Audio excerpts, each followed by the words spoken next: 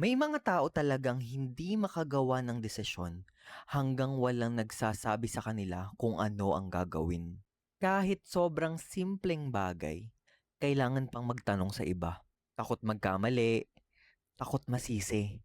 Kaya mas gusto nilang iba ang magdesisyon para sa kanila. Sa una, okay lang naman humingi ng payo.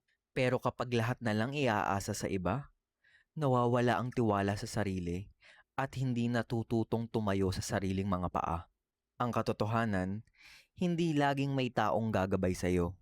Darating ang panahon na ikaw lang ang haharap sa mga desisyong magbabago sa direksyon ng buhay mo. Maganda ang makinig sa opinyon ng iba, pero wag mong hahayaan na sila na lang palagi ang magdikta ng landas mo. Dahil sa huli, ikaw pa rin ang mabubuhay sa mga desisyong pipiliin mo. Hindi naman masamang magkamali. Madalas nga dun pa tayo mas natututo.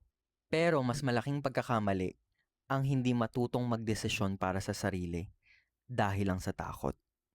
Ganon.